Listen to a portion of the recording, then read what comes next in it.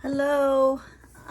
This is the very first episode of Latinx and Academia podcast slash YouTube channel. A full disclaimer, this is 100% like on the fly, not a lot of prep. Literally Googled like how to start a podcast right before pressing record. So I found that typically when I'm someone who likes to be like super prepared and very much like, know everything, become an expert in something before I kind of take that leap. And I've realized that sometimes it's just more important to go for it. That regardless of how much preparation you might do, it's never going to be perfect. And in some cases, it just doesn't really need to be. This isn't something I'm submitting for an employer or for school or anything like that. It's really just a resource to help people out. And the sooner I get it out there, then the sooner people can benefit from it. So you'll see I'm wearing no makeup. This is the clothes I've been wearing all day. Hair is like a couple days old, but this is really truly how I am for the most part. I brought a little plant in just so I can have some company, but I will at some point do sort of like an intro, but on my page I did ask if anyone would benefit from hearing some of the ways that I navigated negotiating my salary for the latest position that I did apply for. And I did get a lot of feedback that it was something that they thought would be beneficial. So I wanted to go ahead and, just like I said, put this out there and kind of go from there. So feel free to leave me all the comments and feedback, and your podcast recording, whatever sucks. I'm 100% okay with that. I do believe that my personal page is private because I want to somewhat police who has access to that information, but my nonprofit page is public because I do feel like one, that allows more people to access the information, and two, that is my quote public persona, and so it's okay to hear that. All I ask is that there's respect included in any comments.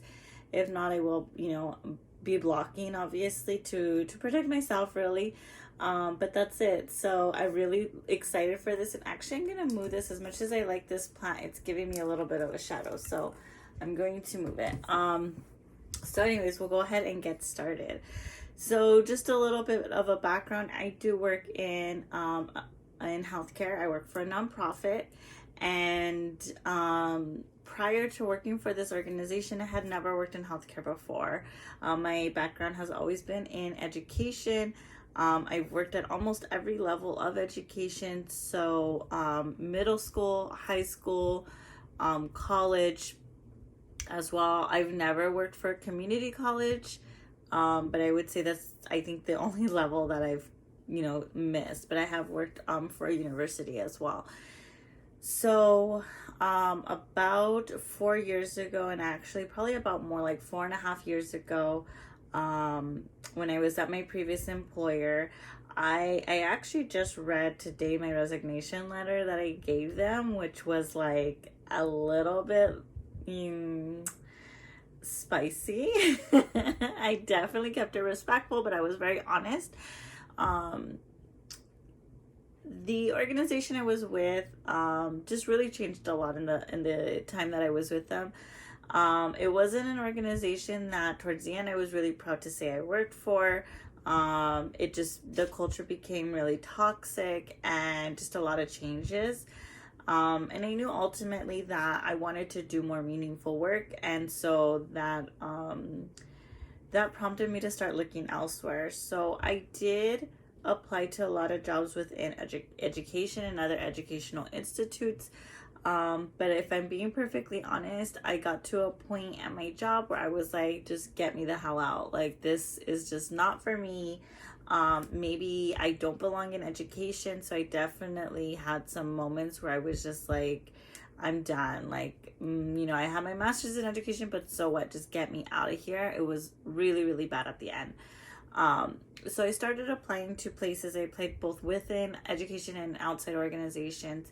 And I actually applied, I saw there was a job opening at an organization, at a company that I thought my friend's husband worked at. And so I texted her and said, like, hey, we had been friends for a long time, but we hadn't really kept up that close at this point. And I said, hey, I'm applying for this job. Is this your husband's company? And she's like, yeah. I was like, okay, if you can just like tell him, or if he has any pull, like let them know, like I'm looking to make a change. She's like, okay, yeah, no problem. So and then I told her, like, I'm applying, like if you hear of anything. She's like, actually, we have an opening at my job. Like, I don't know if you'll be interested. It's, I work in healthcare now. And she kind of gave me an idea of the job. It was an administrative assistant job. So I had a master's degree at this point. I had been working in education like 7 or 8 years at that point as well, maybe a little bit more. And I was like, ugh, I really hate my job. Like, I just want to get out of here. And so I applied for the job on like a Thursday. And then I did end up getting an interview. I interviewed the next like Tuesday and Wednesday. There were 2 rounds of interviews. And then by the next Friday, I had a job offer. And I was like so relieved.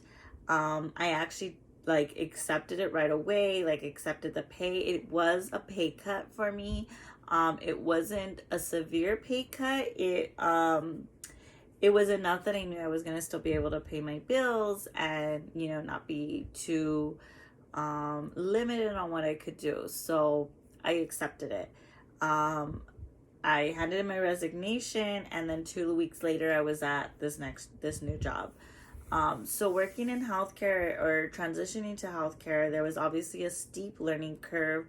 The extent of my experience within healthcare was as a patient, and not even a good patient, because I'm healthy, I'm young, and I never really routinely went to the doctors for anything, never had any broken bones or suffered any major illnesses. So even as a patient, my experience was really limited. So I did end up really enjoying it. The organization I went to, which is my current organization, is, like I mentioned, it's a nonprofit. They do a lot of really good work in the community. And they really advocate for the kind of people that I'm interested in helping in education. So there was some tie there, and I felt proud again to say where I worked. Now, having a master's degree and being an administrative assistant, I was feeling a little like my degree maybe was a waste, that, is this where I'm going to be? And kind of having that, like, just a lot of thinking about where my future was going, right? But I knew I liked my organization, and it's a fairly large organization, so I felt like, okay, maybe there's some room for moving around here. About a year into it, I did get a promotion, a small promotion, nothing great. I was still an administrative assistant. And then maybe about a couple months after that, I'm having a hard time remembering the timeline now, but about a couple months after that, there became a vacancy for an executive assistant position in a similar department, not the exact same department. I was approached to ask to apply to the position. So they liked my work. They thought I would be a good fit for this leader. They asked me to apply. Of course, I've always been someone who's looking for my next step and my next opportunity. And so I was really eager and happy to apply. So I did apply, and I did end up getting the position. Now, for the most part, from what I understand, when you're moving internally to a position, 10% raise is standard. So they gave me the 10%, and I'm having a hard time remembering now, so I should have even done some research on this piece. But I believe actually that I got a little bit more than 10%, because the 10% didn't even get me to the lowest of that pay grade of the new position. So I believe I got like around 13% if I'm remembering correctly. So again, I didn't negotiate. I was like, yes, let me take it. And this is where I think the lessons are definitely starting to be learned at this point, is because and I have never negotiated pay ever, ever. But at this point, I think is where I started to think, okay, I have a master's degree, and yes, it's in a different field, but that does count for something, and I do work. And also, they wanted me, right? Like, I was asked to apply to this job. But I also was worried about, and this is the problem that I think a lot of people have, especially women, is thinking, I don't want to look ungrateful. I don't want to appear like I'm too good. I also don't want them to then say, never mind, right? Like, to me, that was a big fear, especially when I was switching organizations, because I was so desperate to get out that I was like, give me this job. I will do anything. Like, I was very, very desperate at that point. So anyway, this is now the second promotion, third position at this organization, and didn't negotiate pay. It was a really great position. I learned so much. I really grew, and my boss was amazing. I'm still like really enjoying where I'm working. Everything is going good. And then maybe about a year and a half into that position is when I started thinking, all right, girl, what's next? What are you going to do next? Are you going to stay in this sort of a role? Do you want to go back to education? And I've always been very passionate about education, and I think I did need that break to kind of know that that is truly where my passion lies. So I started looking at what opportunities I had within the organization, because again, I'm still at this point really in love with my employer. And luckily they did have a department that worked for me to transition into, where I would be directly working with students. And they had an opening for a supervisor position.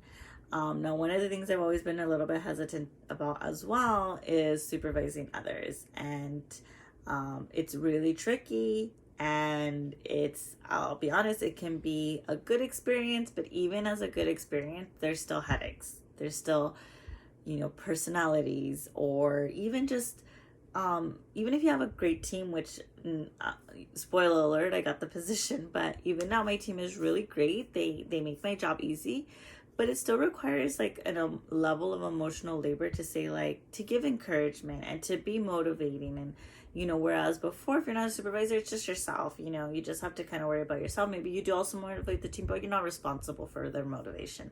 Whereas when you're a supervisor, you are.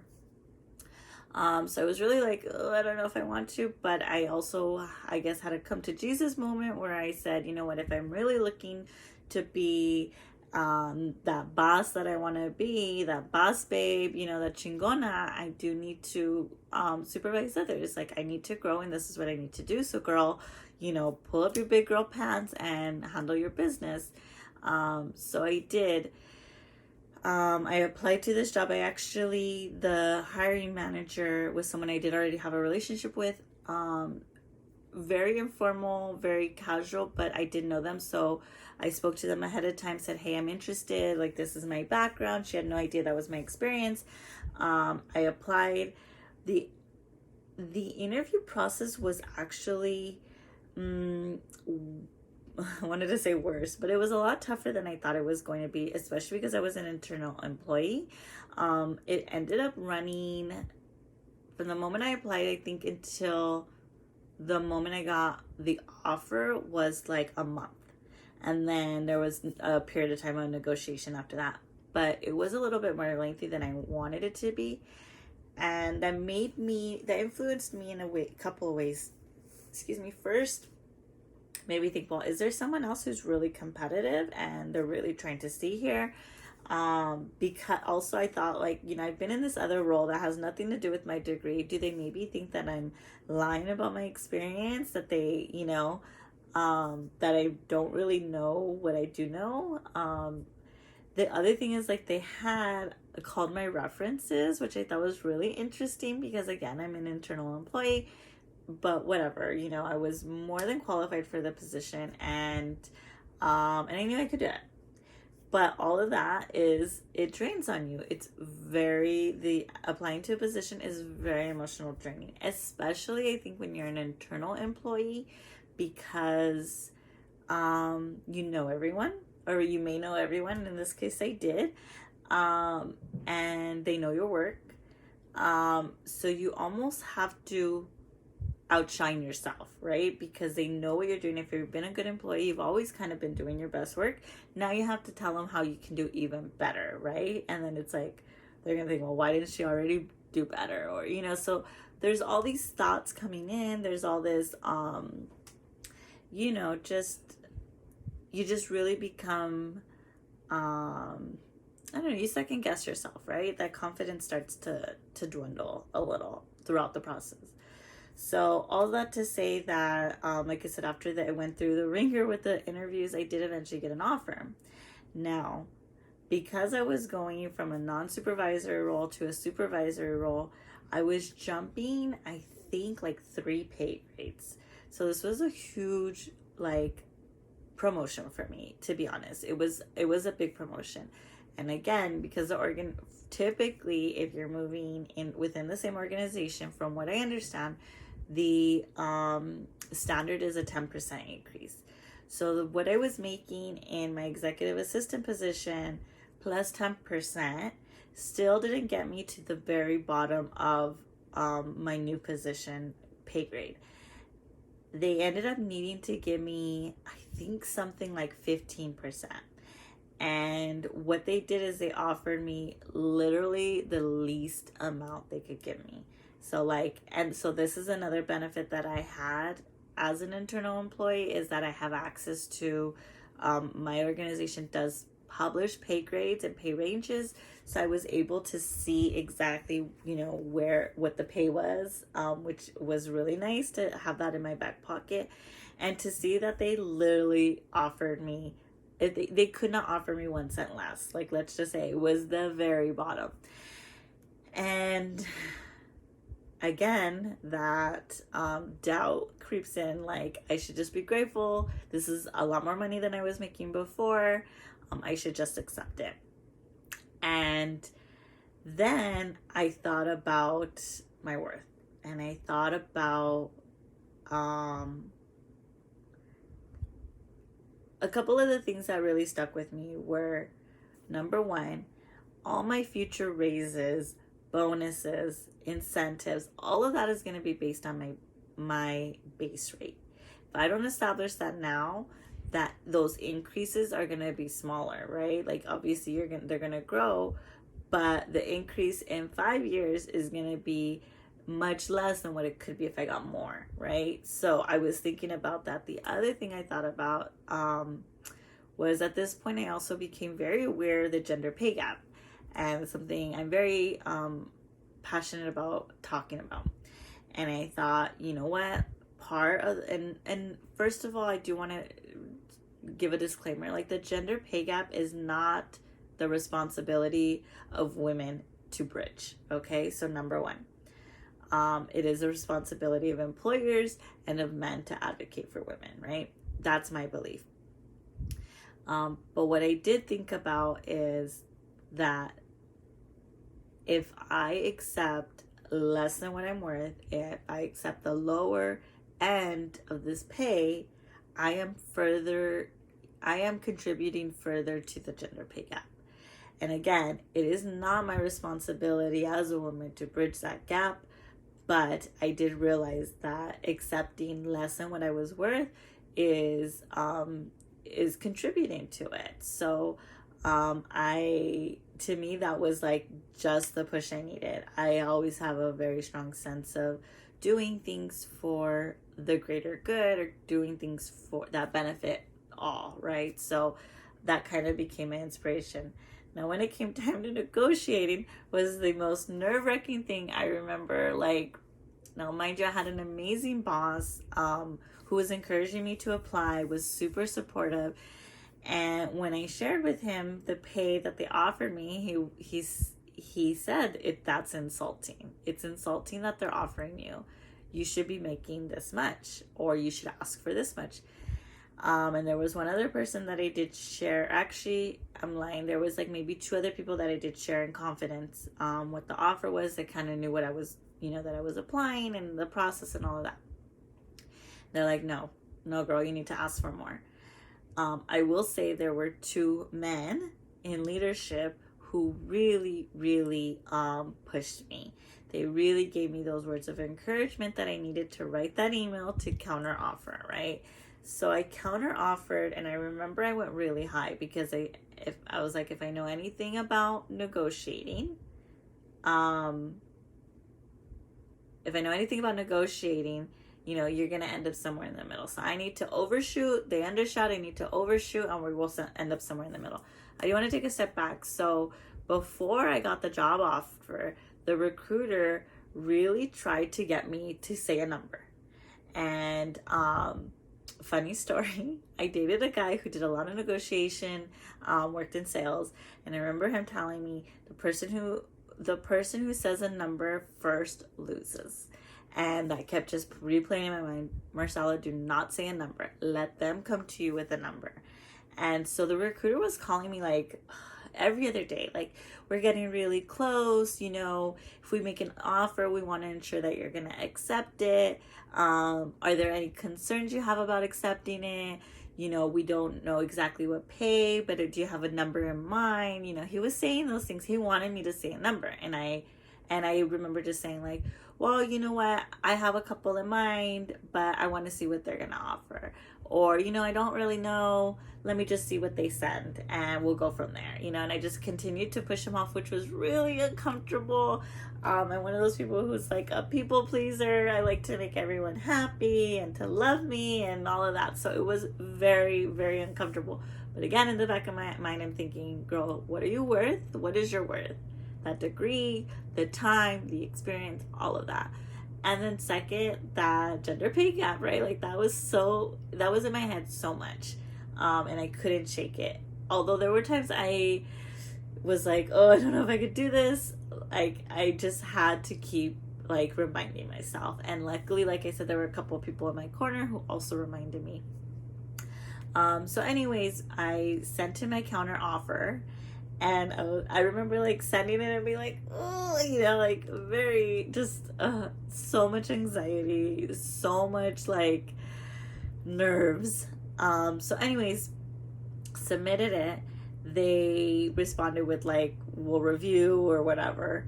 I should really look back and see what these, because it was all done via email. So that's the other thing, is I was like, I want this all in writing.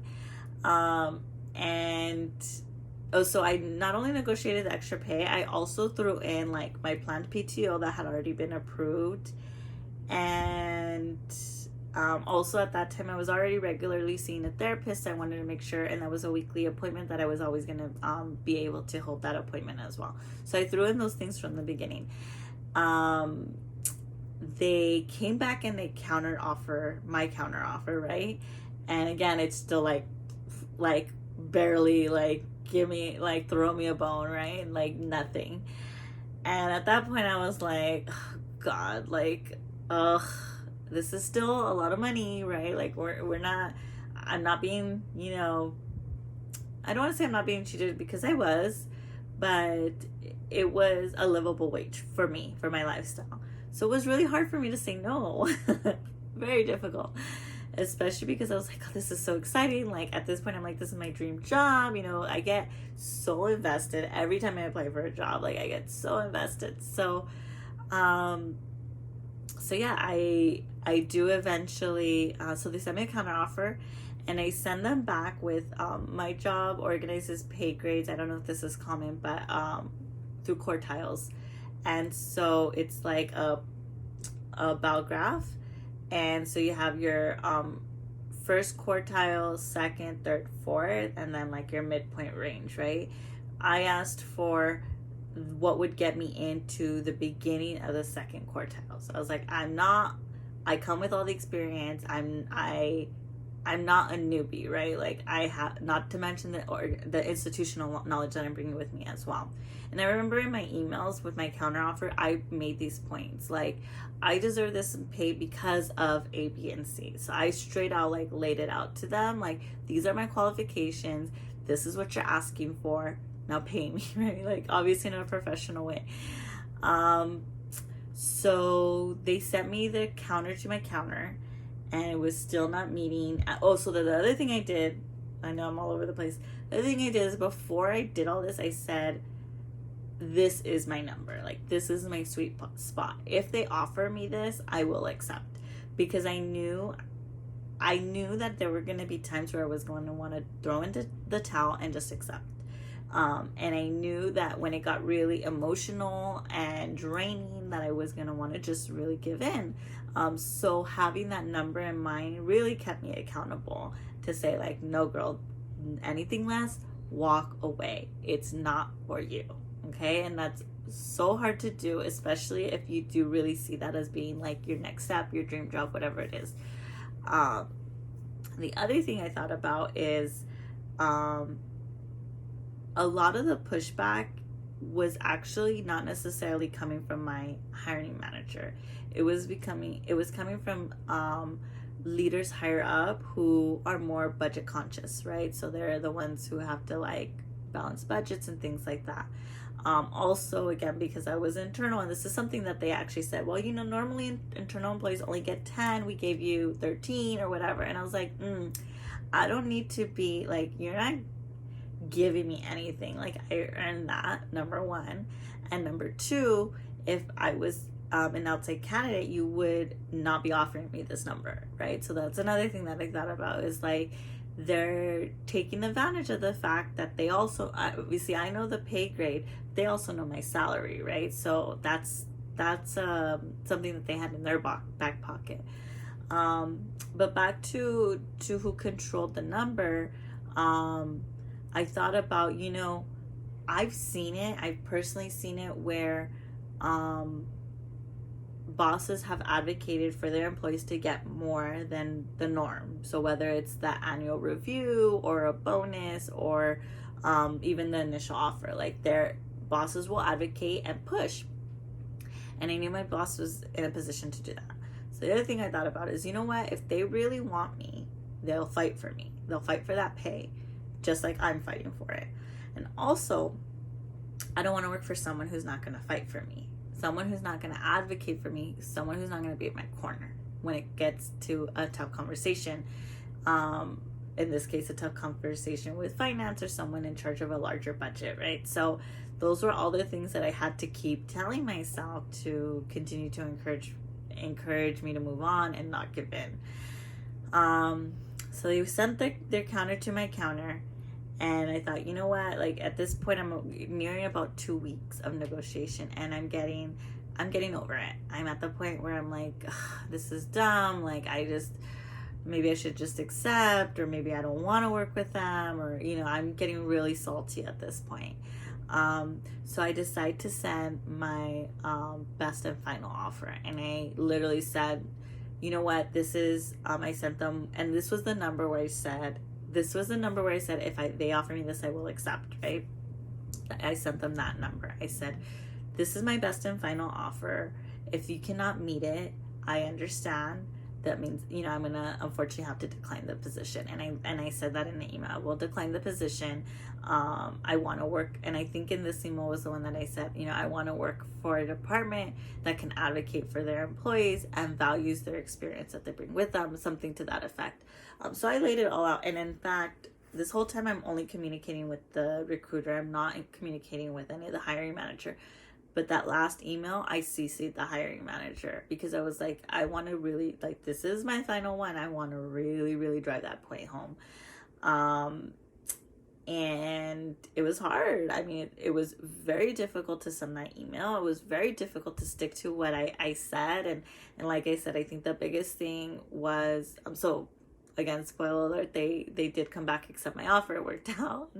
And in fact, afterwards, I remember my boss telling me, you know what, I'm really glad that that you asked for more money. Like, I was very impressed, and I was like, thank you, baby Jesus. But yeah, I would say those are kind of, we're at almost 30 minutes, but those are kind of my thoughts in terms of, what did work for me. This is kind of, like I said, my real first attempt at negotiating, was so remembering my why, like my worth, gender pay gap, wanting a boss that advocated for me, right? Those were all things that kind of pushed that along. I think having that number in mind, like my final number, if you will, was really important. And not just having it in mind, I literally wrote it. Like, I have a Excel where I was like tracking stuff at the time, that I kept it in there, because I was like, I need to look back at this number, so when I remember and when I want to give up, I can look at this number. I think those were really huge to me, being able to get what I felt I deserved.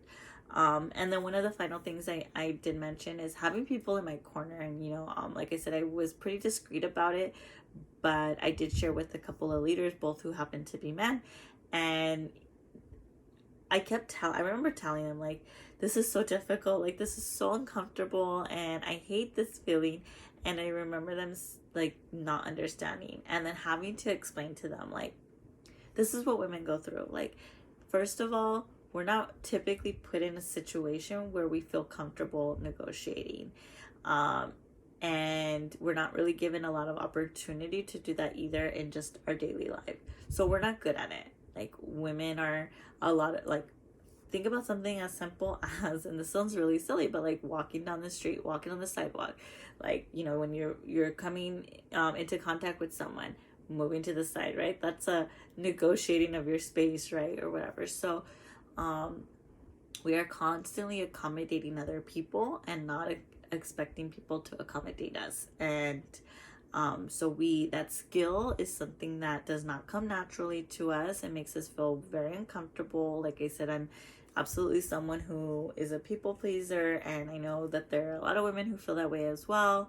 Don't like to look like a burden, don't like to look, like I said, ungrateful or selfish, or, there's just so many emotions and so many feelings involved with asking for more money when it comes to an employer. So I think that, like I said, those were just my experience, and some of the advice that I could give. And it's super scary. Like, even now, like, I'm thinking, I'm like, oh, all those emotions are coming back, the way I felt, the uncomfortableness. But I will say it was worth it. And I think it also set an expectation for my leaders on the kind of person that I am. And I think that really, really went a long way. So anyways, I hope you guys enjoyed this. And yeah, I look forward to doing more of these. So feel free to comment and let me know what you loved, what you hated, or what else you'd like to know. And I know this is a little bit different than kind of the goal of what I've been putting on social media, on Instagram, but I hope you did enjoy it, and we'll talk to you soon. All right, bye.